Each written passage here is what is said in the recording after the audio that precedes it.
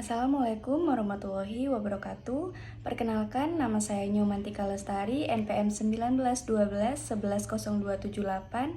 Pada kesempatan kali ini saya akan mempresentasikan proposal skripsi saya yang berjudul Pengaruh CEO Narsisme terhadap kinerja keuangan dengan Corporate Social Responsibility sebagai variabel mediasi, studi empiris pada perusahaan BUMN yang terdaftar di Bursa Efek Indonesia periode 2018-2021. Langsung saja, yang pertama yaitu latar belakang. Behavior Finance, sebuah pendekatan yang menjelaskan bagaimana manusia melakukan pengelolaan dalam keuangan dipengaruhi oleh faktor psikologi, dan faktor tersebut juga memiliki peran yang besar dalam menentukan pengambilan keputusan. Menurut Manurung 2012, perilaku keuangan berhubungan dengan tanggung jawab keuangan perusahaan terkait dengan cara pengelolaan keuangan yang baik sehingga dapat memperlihatkan bagaimana kondisi kinerja keuangan pada perusahaan tersebut. Kinerja keuangan suatu kondisi yang menunjukkan tingkat keberhasilan perusahaan dan sebagai alat untuk mengetahui bagaimana perkembangan perusahaan di masa yang akan datang. Mutiarni et al. 2022. Kinerja keuangan perusahaan dipengaruhi oleh banyak hal. Salah satunya adalah bagaimana pemimpin dalam berperan dan berperilaku dalam perusahaan itu sendiri. Peran pimpinan disebut sebagai Direktur Utama atau Chief Executive Officer atau CEO. Chief Executive Officer atau CEO dapat mempengaruhi kinerja perusahaan. Salah satunya yaitu perilaku narsisme. CEO narsisme yang kuat juga secara umum diketahui mengkompensasi harga diri dengan menunjukkan bahwa mereka lebih unggul dari orang lain. Dengan kata lain, menekankan pada keyakinan diri dan mengabaikan pendapat dan perasaan orang lain untuk menghindari dikritik oleh orang lain. Kim 2018.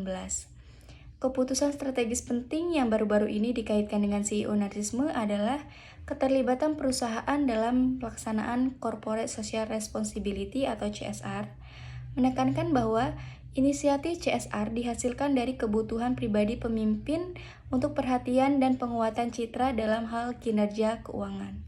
Baik, selanjutnya yaitu adanya fenomena yaitu PT Semen Indonesia Persero Tbk membukukan laba bersih yang dapat didistribusikan kepada entitas induk sejumlah 2,02 triliun sepanjang 2021. Nilai tersebut susut 27,62% dibandingkan laba bersih tahun sebelumnya yang berjumlah 2,79 triliun. Dengan demikian, laba per saham perusahaan produsen semen dengan kode perdagangan SMGR tersebut juga turun menjadi 341 per saham pada periode 2021.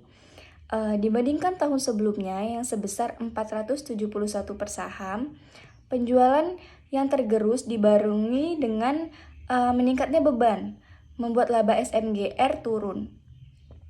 Penjualan perusahaan semen milik pemerintah ini turun 0,61% menjadi 34,96 triliun pada 2021 dibandingkan tahun sebelumnya yang sebesar 35,17 triliun. Sementara beban pokok penjualan justru meningkat 2,81% menjadi 24 triliun pada 2021. Dibandingkan tahun sebelumnya yang berjumlah 23,35 triliun. Meningkatnya juga terjadi pada beban lainnya, sehingga mempengaruhi penurunan laba SMGR. Jika dirunut, selama 6 tahun terakhir, SMGR berhasil mencetak laba tertingginya yaitu sebesar 4,52 triliun pada 2016. Setelah itu, laba perusahaan yang dahulunya bernama Semen Gresik tersebut selalu di bawah 4 triliun. Saham SMGR ditransaksikan turun 5,28% ke level 6,725 per saham pada perdagangan Rabu 2/3 dibanding penutupan sebelumnya yaitu 7.100 per saham. Jika dibandingkan dengan posisi akhir tahun, harga saham SMGR tersebut juga terkoreksi 7,24% atau year to date atau YTD. Dengan adanya kasus tersebut, seorang CEO yang narsis dapat mengambil suatu keputusan dalam menentukan strategi perusahaan yang berdampak pada kinerja keuangan perusahaan serta dapat mengambil solusi yang terbaik untuk meningkatkan kinerja keuangan perusahaan kembali. Sumber dari www.databox.katadata.co.id. Baik, selanjutnya yaitu adanya gap research dari penelitian ini, yaitu penelitian Kim 2018 hasil menunjukkan bahwa CEO yang narsis berpengaruh positif terhadap kinerja keuangan BUMN. Penelitian Wallace et al. 2013 memberikan bukti empiris bahwa CEO yang memiliki kepribadian narsis tinggi cenderung mempunyai semangat kewirausahaan yang tinggi dan secara positif mempengaruhi financial performance. Penelitian sejalan yang dilakukan oleh Kalbuana et al. 2022 hasil menunjukkan bahwa CEO narsisme berhasil mempengaruhi kinerja keuangan perusahaan. Penelitian tersebut tidak sejalan dengan penelitian yang dilakukan oleh Al-Abrow et al. 2019. Hasil penelitian menyebutkan bahwa adanya pengaruh negatif dari CEO narsistik terhadap keberhasilan 32 proyek. Selanjutnya yaitu penelitian Al-Samari et al. 2019. Hasil penelitian menunjukkan bahwa terdapat hubungan positif secara keseluruhan antara narsisme CEO dan CSR. Hasil serupa penelitian yang dilakukan oleh Chen et al. 2019. Hasil penelitian menunjukkan bahwa CEO narsistik memiliki efek positif dengan pengungkapan CSR. Penelitian tersebut tidak sejalan dengan penelitian yang dilakukan oleh AHN et al. 2020. Hasil menunjukkan bahwa CEO narsisme berpengaruh negatif pada hasil organisasi, namun hanya sedikit perhatian yang diberikan pada pengaruhnya terhadap tanggung jawab perusahaan atau CSR. Baik, selanjutnya yaitu penelitian yang dilakukan oleh Siuea et al. 2019. Hasil menunjukkan bahwa Corporate Social Responsibility atau CSR berpengaruh signifikan terhadap kinerja keuangan bank. Wulansari et al. 2017, hasil menunjukkan bahwa Corporate Social Responsibility atau CSR berpengaruh signifikan terhadap kinerja keuangan perusahaan yang diukur dengan Return on Asset atau ROA dan Return on Equity atau ROE. Namun, penelitian tersebut tidak sejalan dengan Bruna dan Lahawel 2022. Hasil menunjukkan bahwa Corporate Social Responsibility atau CSR berpengaruh signifikan terhadap kinerja keuangan perusahaan. Selanjutnya yaitu penelitian yang dilakukan oleh Yok and Lee 2020 dengan judul Chief Executive Officer Narcissism and Firm Value: The Mediating Role of Corporate Social Responsibility in the South Korea Context, menguji CSR dalam memediasi hubungan CEO narsisme terhadap kinerja perusahaan.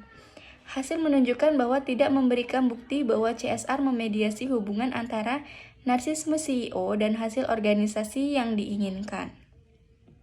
Selanjutnya yaitu adanya rumusan masalah, yaitu yang pertama, apakah CEO narsisme berpengaruh signifikan terhadap kinerja keuangan pada perusahaan BUMN yang terdaftar di Bursa Efek Indonesia? Yang kedua yaitu apakah CEO narsisme berpengaruh signifikan terhadap Corporate Social Responsibility atau CSR pada perusahaan BUMN yang terdaftar di Bursa Efek Indonesia?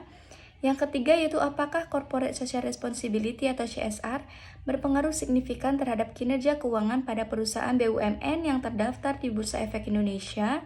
Yang keempat yaitu apakah CEO narsisme berpengaruh signifikan terhadap kinerja keuangan dengan Corporate Social Responsibility atau CSR sebagai pemediasi pada perusahaan BUMN yang terdaftar di Bursa Efek Indonesia. Selanjutnya yaitu ruang lingkup. Ruang lingkup subjek dalam penelitian ini adalah CEO narsisme, kinerja keuangan, dan Corporate Social Responsibility atau CSR. Ruang lingkup tempat dalam penelitian ini yaitu Bursa Efek Indonesia atau BEI. Ruang lingkup objek dalam penelitian ini adalah perusahaan BUMN yang terdaftar di Bursa Efek Indonesia atau BEI periode 2018 sampai dengan 2021. Ruang lingkup waktu dalam penelitian ini dilaksanakan selama 4 bulan yaitu bulan Oktober 2022 sampai dengan bulan Januari 2023. Selanjutnya yaitu tujuan penelitian.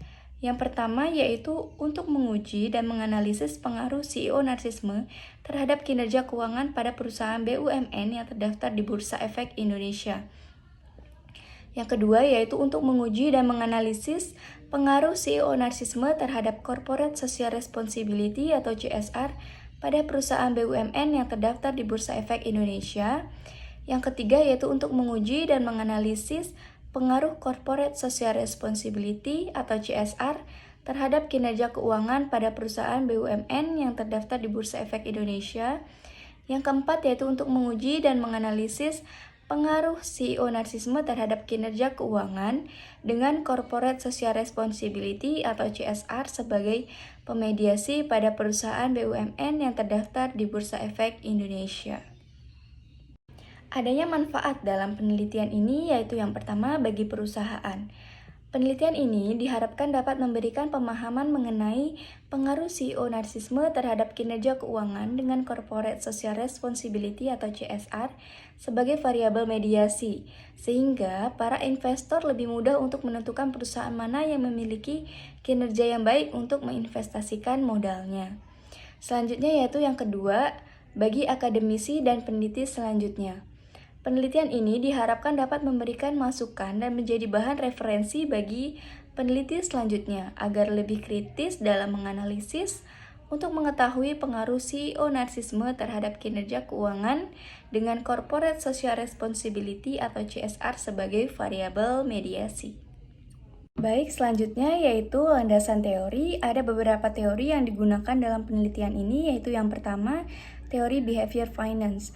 Nofsinger 2001 mendefinisikan perilaku keuangan yaitu mempelajari bagaimana manusia secara aktual berperilaku dalam sebuah penentuan keputusan keuangan, yaitu a financial setting.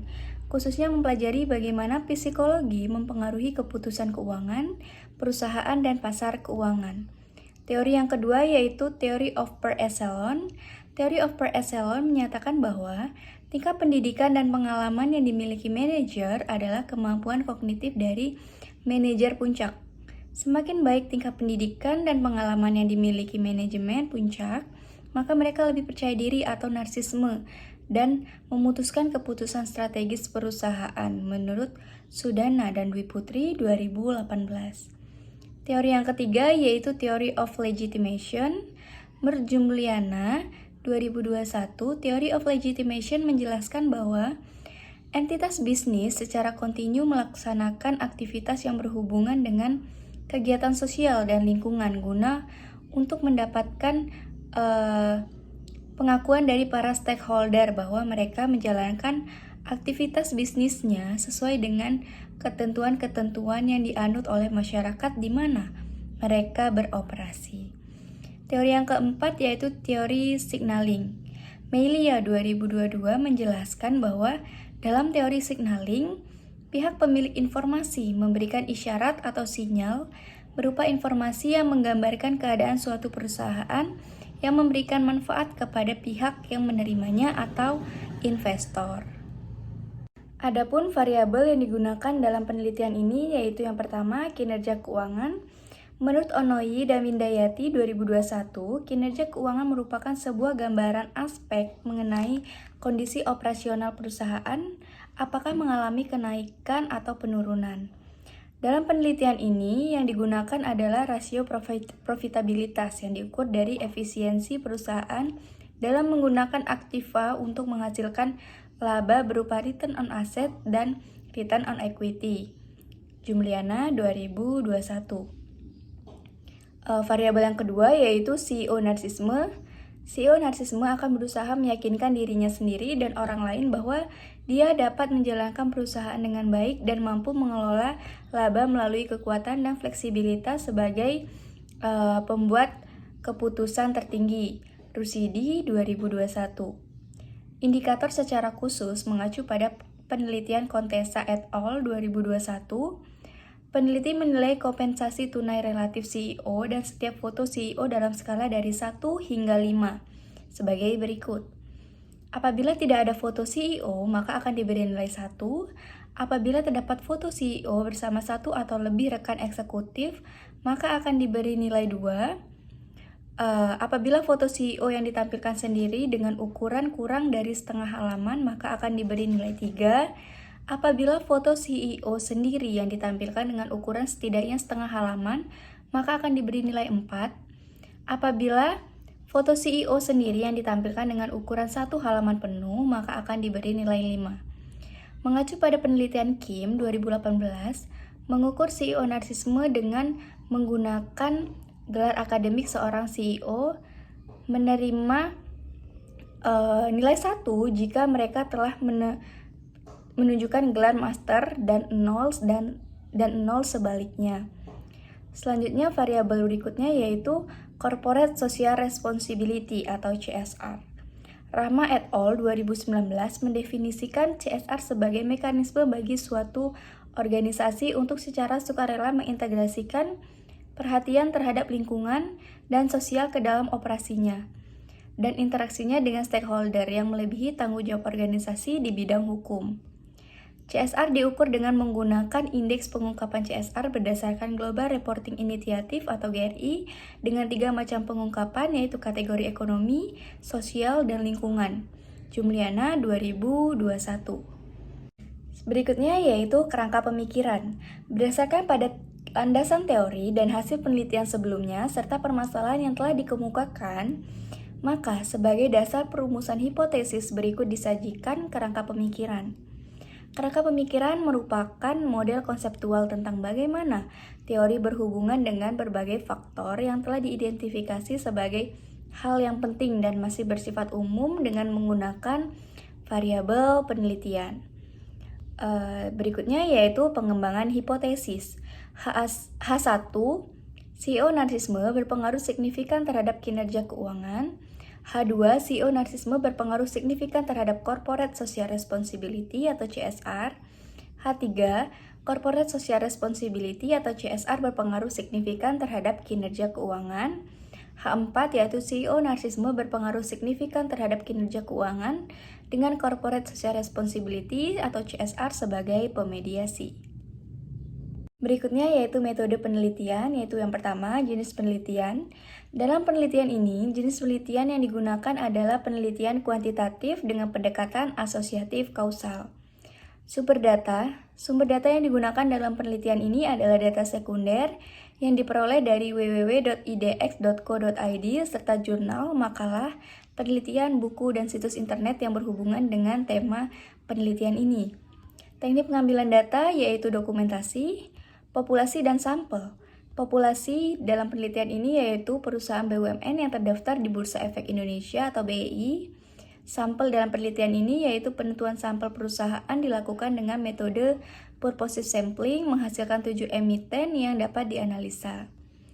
Variabel penelitian, variabel independen yaitu CEO narsisme, variabel dependen yaitu kinerja keuangan, variabel mediasi yaitu Corporate Social Responsibility atau CSR.